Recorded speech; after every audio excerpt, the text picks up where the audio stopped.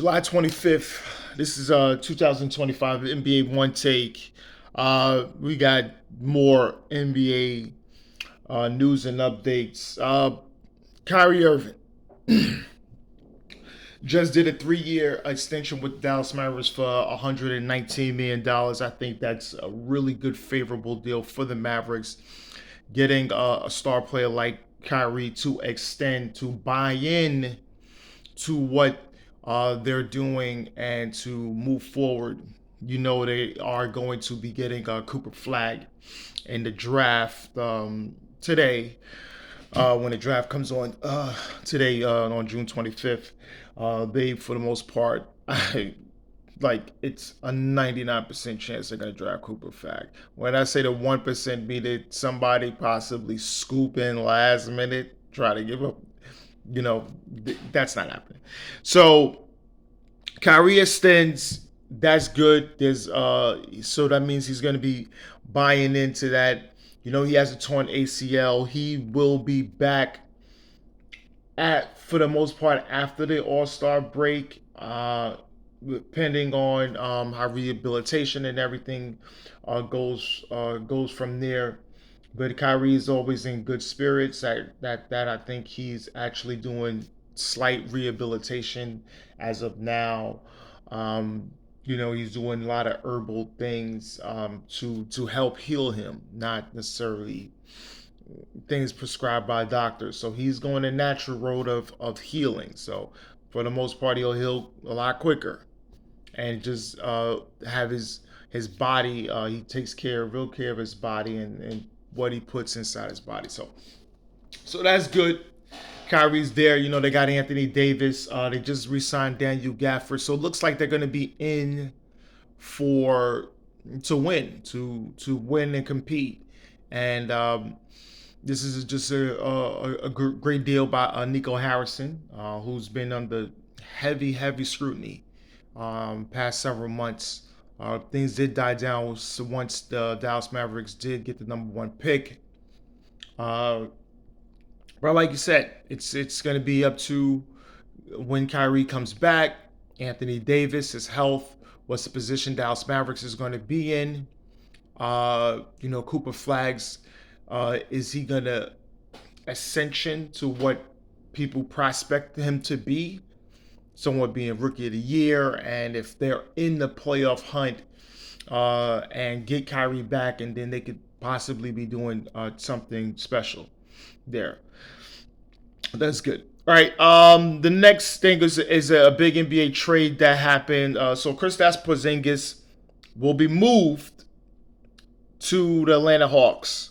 It's a 3-team deal with Terrance Mann from the Hawks going to the Brooklyn Nets, and George Niang is going to the Celtics. Now, with the Porzingis deal, I said yesterday, they are. It's almost like somewhat of a fire sale. They're trying to really save money, and you got to understand when you're in the business, the whole thing is you have to be relatively profitable, not just for yourself but also for the other investors involved. Because you got to understand, sometimes there's small things that does happen. Sometimes investors sell shares to their team because they feel they're not getting any compensation back besides free damn tickets or free luxury suites for my friends. And oh yeah, we enjoy this also a game, but god damn it, I have to take money. I have to take money from any company or anything that I'm working for, and I have to put it back in to the team because it's not making a fair return on my investment. So that's what that's how come you get those kind of money deals and things like that. That's things that a lot of people would fail to understand, and it's unfortunate, but that's the way of the business. That's the business has been like that since the business of sports. Every single sport that has investors and things like that involved, do a lot of deals and do look at the bottom line. Is this something they need to be invested in? What's the direction of this business wise? And then you have things like that. So this Porzingis deal is not dealt with talent. Drew Holiday is not with talent. They would have kept those guys, but the money that these guys have, they have to move them because the luxury tax is just too high, too high, too high. So that's good. Terrance Mann, he's a good young player, combo guy. He's really great. He can score, do certain things. Going to the Nets is fine. It's a good move for them because we know we're hearing things in this offseason. They're going to be a lot of moves being dealt with them as they acquire more assets for certain guys they have on the team, Cameron Johnson and others. So the Nets, the Nets is going in that direction to a slight rebuild and see what they're going to do. So there's players on their teams that teams been acquired by, I think, but the Nets is just waiting to after the draft to exercise certain options. But this deal that they did make was more of making sure that the trade with the Celtics get facilitated and they get a little draft person, a guy that they want on their team as well. And Niang on the Celtics, this is a guy that he could stretch 4 or 5. He shoots a lot of threes.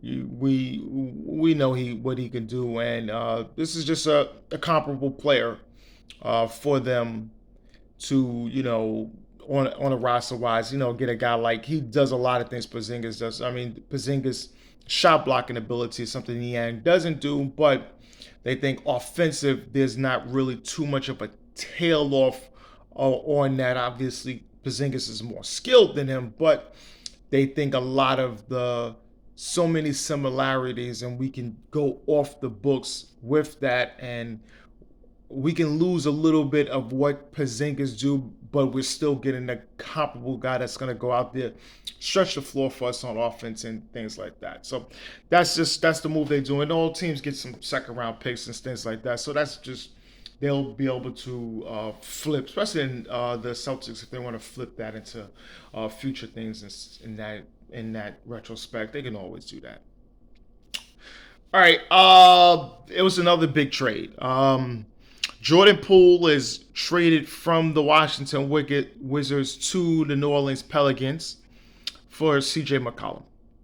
And my first understanding to this is Washington is garnering veteran players. So you got Marcus Smart, Chris Middleton exercise his option to keep the $33 million. Obviously, he's not going to turn that down and go back for what? No, he's going to try to get that work as best as he can. Possibly get probably on the playoff team at the All-Star break if somebody won, but he's going to try to be as good as he can so somebody can take a chance on him, and then possibly in 2026 he'll be a free agent if he possibly on a team that makes a strong playoff run, and he's an integral part of that. He can also get himself some another bag. That's what I immediately got from the Chris Middleton thing, and that's why I'm thinking with the Washington that they're going to have all these veteran players to compete and go with the young guys that they have on their team, the Koulibaly, Alex Sarr, and others, to put together something, because last season was a shit show, and it was really bad. It was extremely bad. I didn't have a lot of Wizards games on my docket, but the ones that I did have was really, really, really tough to watch. because they was just getting legitimately smashed on a daily basis. It was really truly bad to cover Wizards games. So I'm seeing what they're looking to do. It's a long road. Um, it's damn. It's going to be a long road for the Wizards, and but they getting off of Jordan Poole, and then he's going to the Pelicans, which is good because the Pelicans they need to get off of CJ McCollum. It was just not working, and you get a young guy in there, young blood, new start. That's it. Young blood, new start. See what he could do. They all in for Zion again. And getting Jordan Poole there, a guy that's fearless is gonna come in there. He's gonna try to score. Uh, I think they should be able to control him a little bit. The Willie Green and those guys, and but they should actually be fine. They should be fine. They should be fine. But like I said, they're going. The Pelicans are in the direction to actually complete Pete again. They're going all in again with Zion. So they got Trey Murphy. They got all those guys there. So they looking to compete again. Get young blood in there. We're gonna see what they do in the draft, and then we'll have an idea of what the Pelicans is going to be looking like if they are planning to possibly make a big move. If the Jordan Poole move is from something bigger in the long run, because he's getting paid, so gotta keep an eye on that. Keep an eye on that. But yeah, this is NBA One Takes Pretty Boy Laker, and I'm out.